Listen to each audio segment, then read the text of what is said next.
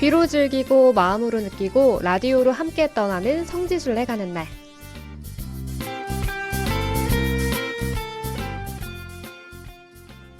이 시간은 라디오를 통해서 비대면으로 성지순례의 즐거움을 누리고 또 감동도 느껴보는 시간인데요. 오늘은 해외 성지로 함께 떠나봅니다. 대표님 어서 오세요. 안녕하세요. 성바로 행사 정동춘 바오로입니다. 네, 반갑습니다. 정말 얼굴 뵙기가 힘들 만큼 오랜만에 나와주셨는데요. 네. 그동안 어떻게 지내셨는지 궁금한데 사실 소문에 의하면 한국에 있는 날이 30일이 채 되지 않다. 이 정도까지 여기 한국에 있을 날이 없을 정도로 많이 바쁘셨다고 들었어요. 네, 감사하게도 사실입니다. 아, 보니까 신자분들께서 성서에 대한 관심 굉장히 높으신 것 같아요. 네. 그래서 말씀에 대한 그 갈증, 그래서 특별히 이스라엘 순례를 많이 찾으시더라고요. 그래서 네. 거의 지금 한 달에 뭐 한두 번 정도 이스라엘 신자분들과 같이 성지 네. 순례 지금 하고 있습니다. 아, 네. 정말 그 이스라엘 현지를 발로 뛴 자칭, 타칭 이스라엘 전문가이신데 그 성바오로 여행사에 정말 많은 분들이 또 찾아주고 계시고 이스라엘까지 바삐 정말 다니시는 모습이 저도 뭔가 부러우면서도 힘드실 것 같다는 생각도 듭니다. 오늘 그러면 함께 떠나볼 곳은 어딘가요? 네, 우리 신앙이라면 네. 꼭 가보고 싶고 또 그곳에서 기도하고 싶은 곳이라면 아무래도 예수님께서 돌아가시고 묻히신 곳 혹은 그 장소가 부활한 장소이지 네. 않겠어요. 그래서 부활성당을 오늘 이제 이렇게 함께 갈 예정이라고 생각되죠. 아, 그렇군요. 그리고 예수님께서 빌라도에서 십자가형을 선고받으시고 골고타에서 십자가에 매달리시고 돌아가신 후에 무덤에 묻히셨죠? 네, 네. 그리고 네, 그렇죠. 네. 여기서 잠깐만요. 이제 묻히셨는데 이제 네. 여기서 이제 일단 우리가 전 시간에 네. 간단하게 이제 아나운서님께서 말씀 이제 하시겠지만 그 전에 제가 간단히 말씀드리면 이제 무덤에 묻히시는 과정 이제 저희들이 이제 매 해마다 사순주간 때 성삼일을 보내시잖아요. 네. 성삼일을 보내시는데 가장 큰 삼일 성체 성사를 제정하셨던 2층 큰방 성목요일이 되겠죠. 네. 그리고 물론 성목요일인데 예수님께서 땀이 피가 되도록 기도하셨던 겟세마니 대성당. 네. 그리고 또 목요일이 되겠죠. 사도 베드로가 닭이 울기 전에 예수님께서 그러시잖아요. 너는 나를 3번 배반할 것이다라고 네. 예고하셨던 베드로 회개기념 성당. 그리고 이제 이 목요일이 되겠죠. 금요일이 되겠죠. 네. 금요일 날 예수님께서 최고위에 고발 당하시고 또 그 고발 당한 가야파 집에서 지상에서의 마지막 보내신 그 가야파 대사제집. 물론 이것도 이제 금요일이 아니라 또 목요일이 되겠죠. 네.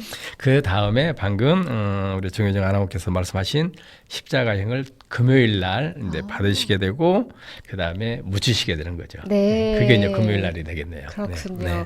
또 그리고 성서에 따르면요. 아리마테아 출신 요셉이 제공한 무덤이라고 하죠. 그렇다면 이 무덤을 제공한 아리마테아 출신 요셉은 어떤 인물인가요? 네, 이제 이 금요일 날이죠. 네. 빌라도에서 다 이렇게 어떻게 보면 이제 십자가 선고를 받으시고 십자가형을 지시고 이제 골고타에서 십자가에 매달리시고 돌아가신 예수님을 이제 묻어야 되지 않겠어요? 네. 근데 그 무덤을 제공해 주신 분이 우리 성서에 의하면 아리마테아 출신 요셉이다라고 알려주시잖아요. 네. 물론 아리마테아는 그 이스라엘에 있는 조그마한 마을이라고 그래요. 그곳의 출신인 최고 의원이었던 요셉으로 알려져 있는데 어쨌든 이 아리마테아 출신 요셉은 예수님께서 돌아가시자 이제 빌라도에게 가잖아요. 가가지고 예수님의 시신을 본인이 거두겠다.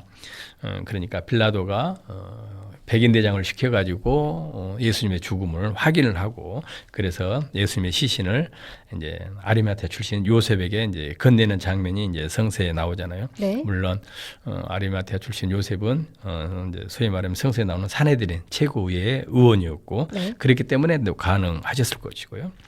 여기서 이제 우리가 또 하나 좀 먼저 생각해 봐야 될 것은 앞전에도 제가 한번 말씀드린 적이 있지만 십자가행은 페니키아 지역에서 유래한 그 소위 말하면 처형 방법이었고 또 이게 이제 로마 제국에 이제 건너왔고 그래서 로마인들은 이제 이 십자가형에 사망한 이제 그 죽게 되면 이제 이 죄인을 바닥에 딛지 못하게 하고 그대로 매달린 채 새나 혹은 덜 짐승 먹이가 되게 했는데 특별히 이 로마 제국에서도 매장 허가를 내리는 경우가 있었다고 그래요.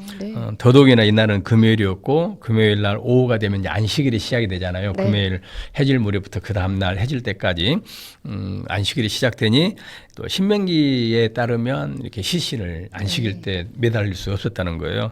그래서 그런저런 이유로 이제 요셉이 예수님의 시신을 거두어서 한 번도 쓰지 않았던 자기가 소유하고 있었던 그것도 바위를 돌로 깎아 만든 새 무덤에 예수님의 시신을 안장했던 거죠. 근데 여기서 이제 우리가 또 한번 좀 주목해야 될 것은 이런 것 같아요. 이 요셉은 어떻게 보면 최고의 의원이었으니 당시로 말하면 상당한 기득권을 누리는 사람이었을 거 아니에요. 그런데 그 많은 유대인들이 예수님을 십자가에 처형하게끔 했고 그런 예수님의 시신을 거둔다는 것은 대단한 믿음 혹은 용기가 아니었으면 이게 가능했겠느냐. 그래서 사내들의 그 최고의 출신인 아리마티아 출신 요셉은 참 대단히 용기 있었던 사람이었고 예수님에 대한 믿음이 참 대단했던 사람이구나라는 것도 엿볼 수가 있겠죠. 그렇군요. 또 예수님 무덤 성당 곧 그 부활 성당과 관련해서 성서에 등장하는 아주 중요한 분이 계시죠. 바로 막달레나 마리아 성녀인데요. 이분에 대한 이야기도 자세히 알려주실까요? 네, 그렇죠. 막달레나 출신 마리아. 그래서 저희들은 흔히 막달레나 마리아라고 하잖아요. 또 이분에 대한 성지가 갈릴레아에 있어요. 그래서 갈릴레아 성지를 소개할 때 따로 이 막달레나 마리아 성지에 대해서 소개해 드릴 건데 일단 부활 혹은 예수님 순환에 있어서 막달레나 마리아 역할 한번 말씀드리면 방금 말씀드린 대로 막달레나 마리아는 갈릴레아 출신이 되겠죠.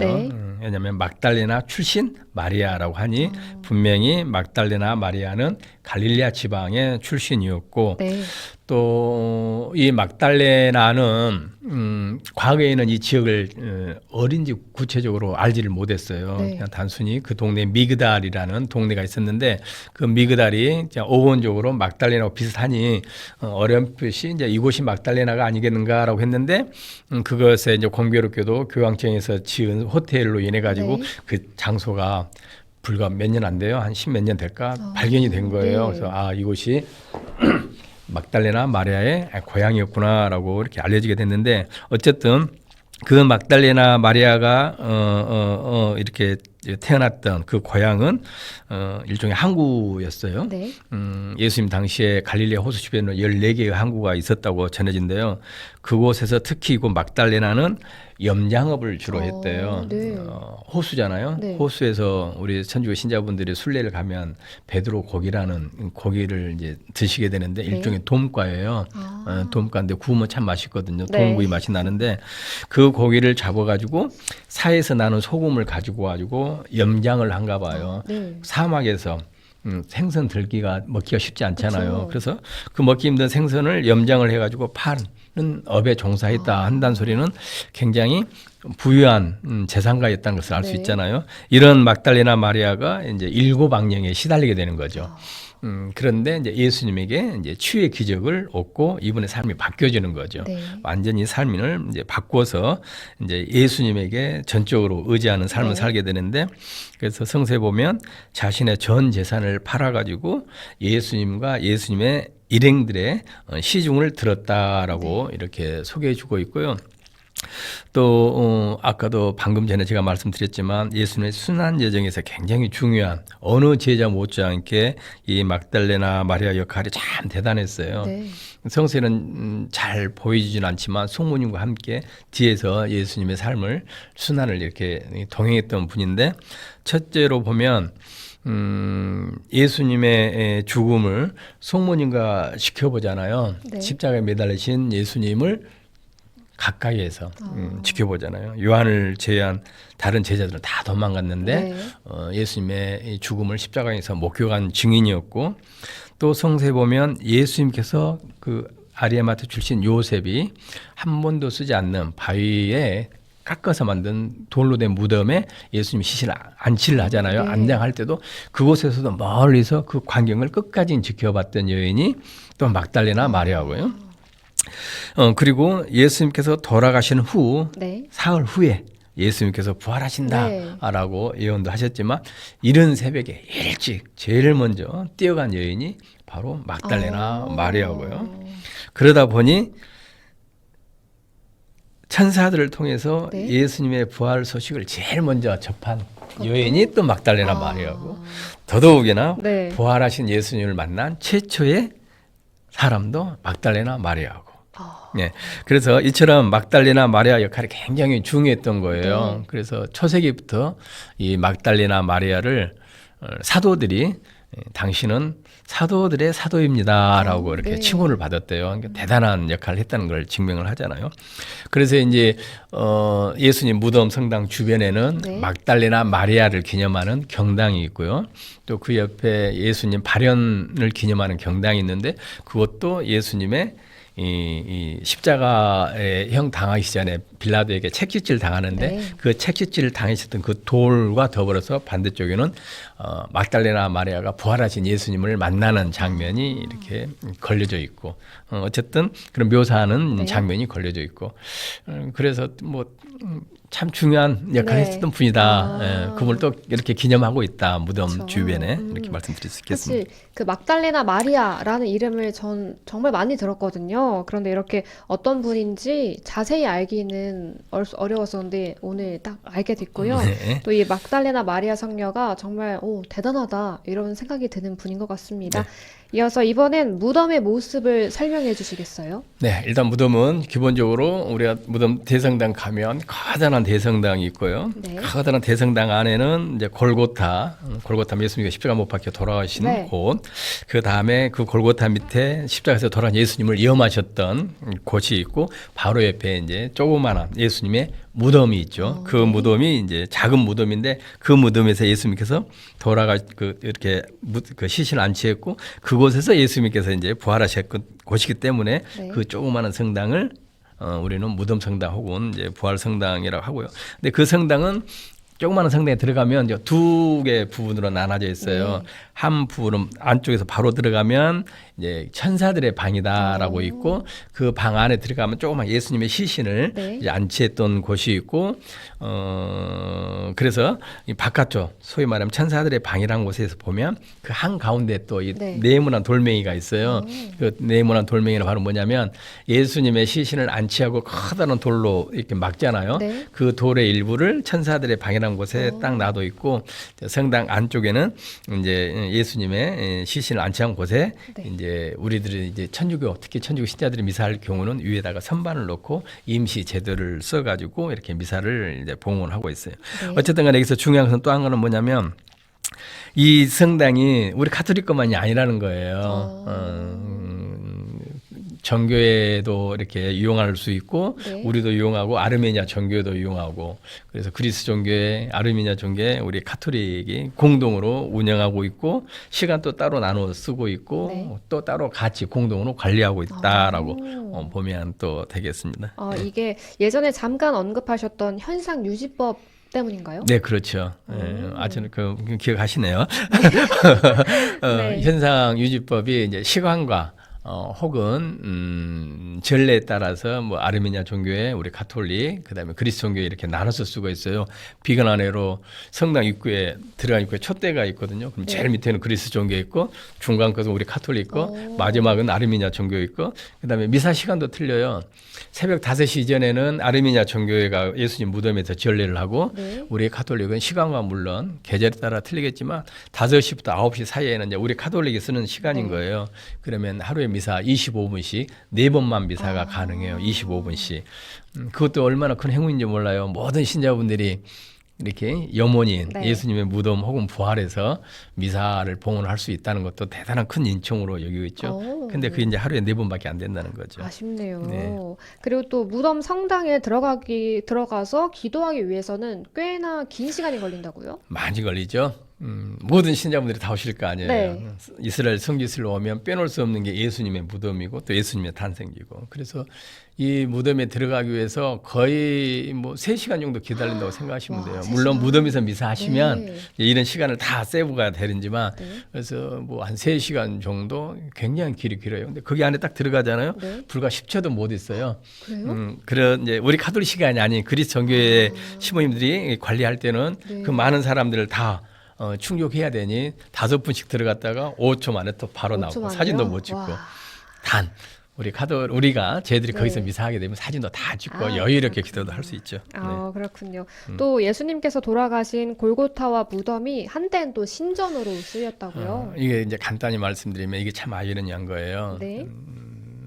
다음에 기회가 되면 말씀드리겠지만 이게 이제 역사적으로 이제 노마가 이스라엘을 이제 점령을 하고 속국을 만들잖아요. 그래서 이제 이스라엘 사람들이 이제 노마 사람들에게 항쟁을 하잖아요. 노마 네. 입장에서는 이제 반란이겠지만 그 와중에 이제 1차 반란이 66년에 시작하고 70년에 이제 끝나게 되는데 그때 이제 예루살렘 성전이 파괴가 되고 이제 두 번째로 이스라엘 입장에서는 항쟁 노마 입장에서 반란이 이루어지는데 131년에 시작해가지고 135년에 끝나게 되는데 135년에 끝날 때 우리 그리스도교 예루살렘 성 안에 있었던 그리스도 신자뿐만 아니라 유대인들을 하드리아누스 황제가 다 추방을 내린단 말이에요.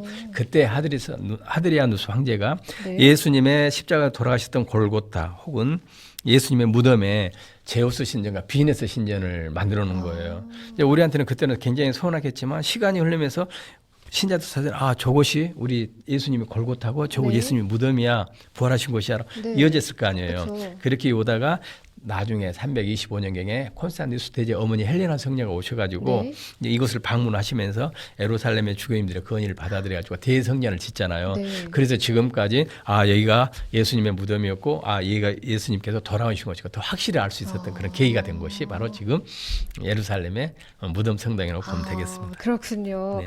아는 만큼 보인다 이런 말이 있죠. 신앙의 역사와 또 성지의 의미에 대해서 배우고 묵상하기 위해서 떠나는 게 바로 순례일 텐데요.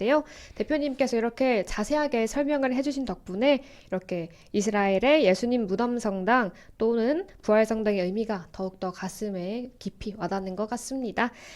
네, 오랜만에 현장이 아니라 이렇게 라디오로 함께 순례를 떠나본 소감 짧게 말씀해 주실까요? 저도 기쁘고 좋습니다. 무슨 말이 더 필요하겠어요? 네, 네. 네, 성바오로 여행사 정동춘 바오로 대표님과는 이만 여기서 인사 나누도록 하겠습니다. 오늘도 좋은 말씀 감사합니다. 네, 감사합니다.